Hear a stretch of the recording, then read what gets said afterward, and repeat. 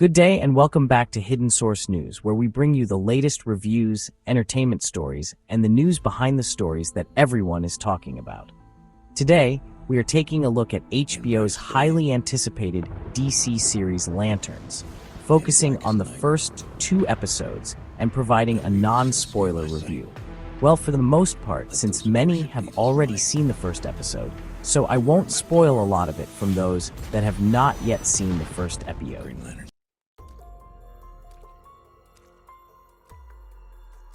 I will be discussing everything you need to know about the series, including its characters, tone, performances, story, connection to the DC universe, and what I think about these opening episodes. I will discuss the major events of episode 1, but I will not spoil the important developments or surprises waiting for you in episode 2.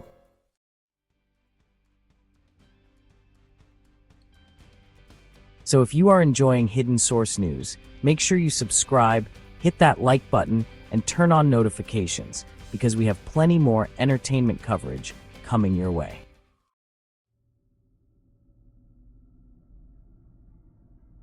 Lanterns is one of the most interesting new additions to the developing DC universe, and after 2 episodes, the biggest compliment I can give the series is that it does not feel like a typical superhero television show. The producers were very adamant about this series being a type of true crime drama, but with superheroes. I'm sorry. You, Hal Jordan, sorry. That's right.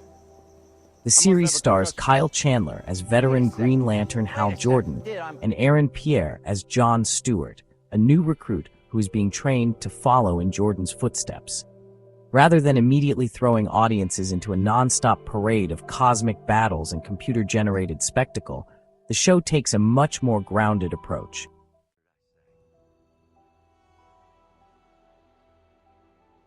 The story places these 2 lanterns in the middle of an Earth-based mystery in rural Nebraska, giving the series the atmosphere of a crime thriller, detective drama, science fiction mystery, and superhero story all at once. In episode 1, the lanterns show up at a crime scene involving a shootout at a football game. This begins to turn out more than what it seems, and quickly develops into a mystery of a possible intergalactic mystery that has Hal stumped.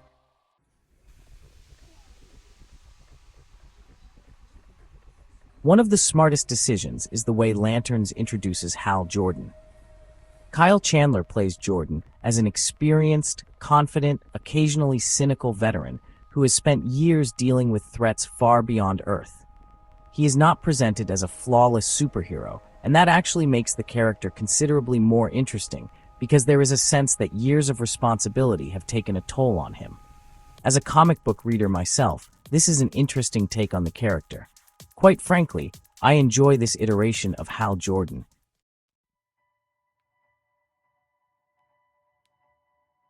John Stewart, meanwhile, represents a very different generation of Lantern, and Pierre gives the character an impressive combination of seriousness, discipline, intelligence, and quiet determination. Their relationship becomes one of the central strengths of the show, because this is not simply a mentor teaching a student how to use a power ring. It is 2 very different men trying to understand one another. Honestly, to me it feels like a Murtaugh and Riggs type of relationship. Hal doesn't want to be training what seems to be someone he deems unworthy to be in the Corp.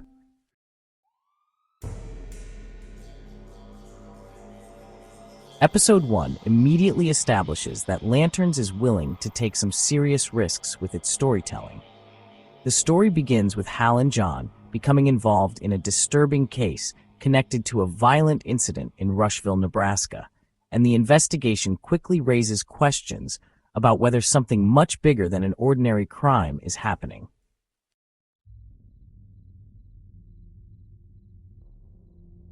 The episode also establishes that aliens and extraterrestrial activity are very real parts of this universe, while still keeping the investigation grounded enough to feel like a murder mystery.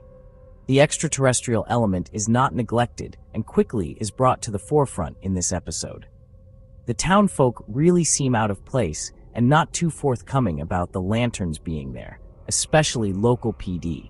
There seems to be some sort of underlying disdain towards the lanterns that has not been revealed yet.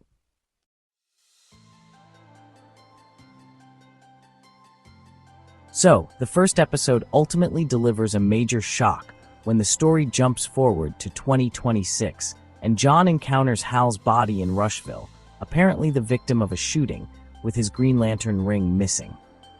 That ending completely changes the perspective of the story, and honestly, gives the entire series a mystery that audiences will want to solve.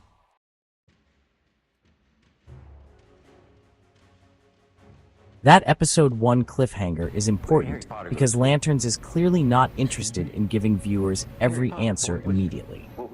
The series uses multiple time periods and carefully controls how information is revealed, letting the audience gradually piece together what happened and why it matters. This episode quickly has me hooked. Without giving away anything from episode 2, the second episode continues building on the mystery, rather than simply resetting the story and moving on to another adventure.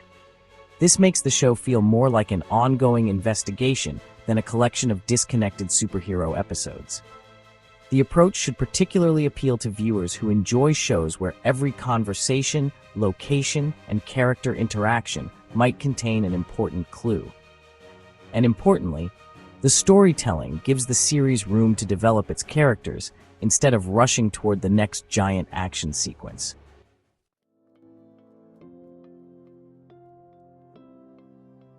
Another major strength is the atmosphere. The series takes the Green Lantern mythology and places it against the backdrop of small-town America, creating a fascinating contrast between cosmic superheroes and ordinary people living, seemingly ordinary lives. Nebraska becomes more than just a location, because the community itself feels like part of the mystery, with its relationships, personalities, secrets, and tensions all contributing to the overall story.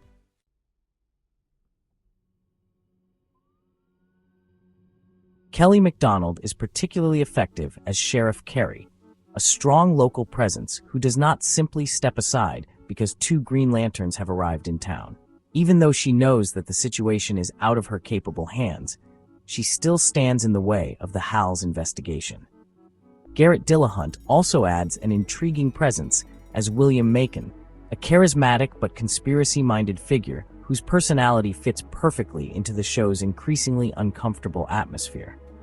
His character gets more intriguing as episode 2 proceeds. I don't know, but I believe there is a lot more to this character than what is led on.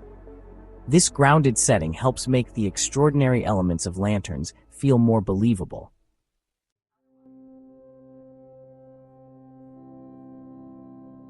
The visual style is another area where the series deserves credit. Lanterns does not appear determined to fill every second with flashy effects simply because it is a superhero production. Instead, the show frequently allows its environments, performances, lighting, and cinematography to establish the mood. There is a dusty, rural, almost neo-Western quality to the setting that gives the series a distinctive identity. That style works especially well because the Green Lantern mythology traditionally involves enormous cosmic worlds, while this story deliberately brings much of that mythology down to Earth. The result is a show that can feel mysterious and intimate one moment, and unmistakably part of a larger science fiction universe the next. We see that when Hal goes to space.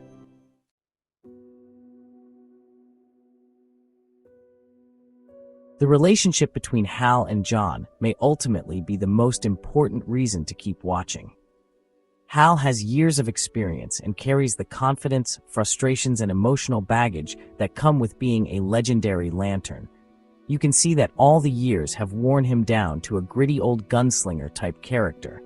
John is newer to this world, but he brings his own discipline and perspective, meaning he is not simply a sidekick waiting for Hal to tell him what to do. He is forceful, headstrong, and by the book. Their differences naturally create tension, but that tension also produces some of the show's best dramatic moments. Kyle Chandler and Pierre have strong chemistry, and the performances give their partnership enough weight that the mystery becomes more than simply finding out who committed a crime. The show understands that audiences need to care about the people investigating the mystery before the mystery itself can truly matter. I'll admit these two characters are the heart of the series. So far, they are the best part of the show.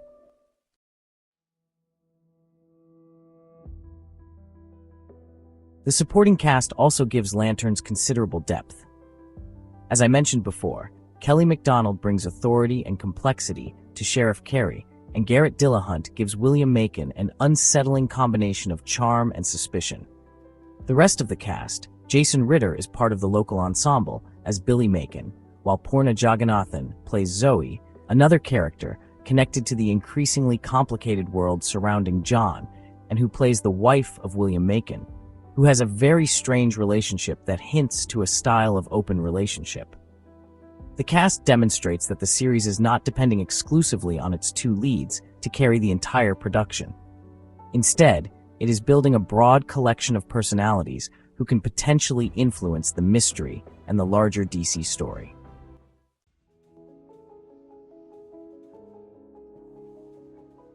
For longtime Green Lantern fans, there is another reason to be excited, because Lanterns is clearly taking the mythology seriously, while still making it accessible to people who may know very little about the comics. The Green Lantern Corps are established as intergalactic peacekeepers, whose rings provide extraordinary abilities, but viewers do not need to arrive with an encyclopedia of DC knowledge. The show gradually introduces the mythology through its characters and investigation, rather than stopping the story for lengthy explanations. That makes the series feel like an entry point into the Green Lantern side of the DC universe, rather than a test designed exclusively for hardcore comic book fans. At the same time, there are enough connections, characters, and mythology in the background to give longtime fans plenty to watch for. In the second episode, we get to see the ring power up and Hal continue his investigation into the larger mystery that is developing after the events of the first episode.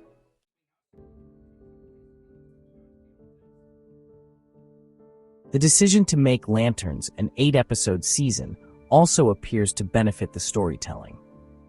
With 8 episodes, the creators have enough space to allow the investigation, character relationships, and mythology to develop, rather than trying to resolve everything within a handful of installments.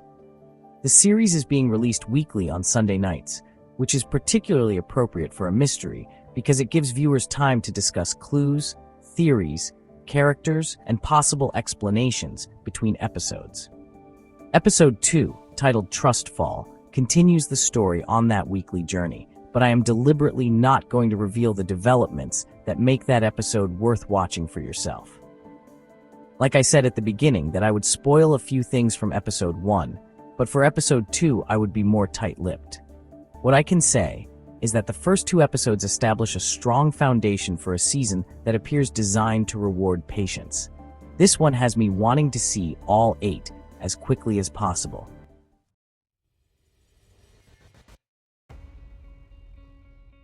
Perhaps the biggest surprise about Lanterns is how mature it feels without abandoning the superhero identity of the property. This is not simply a story about people putting on costumes and fighting villains every week.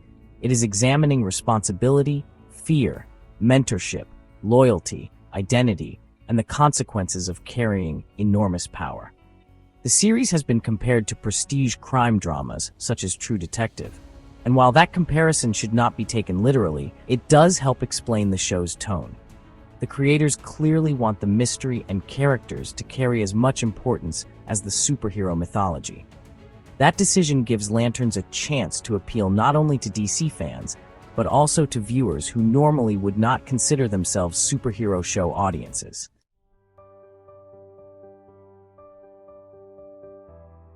So after 2 episodes, my overall verdict is to give these 2 episodes an 8.5 out of 10. Lanterns looks like a confident, ambitious, character-driven addition to the DC universe. Kyle Chandler and Aaron Pierre are excellent choices for Hal Jordan and John Stewart. The supporting cast is strong, the Nebraska setting gives the series a distinctive identity, and the central mystery provides enough intrigue to keep viewers guessing. Episode 1 takes a bold swing with its ending, while Episode 2 continues developing the story without giving away everything the audience wants to know. which is exactly what a good mystery should do.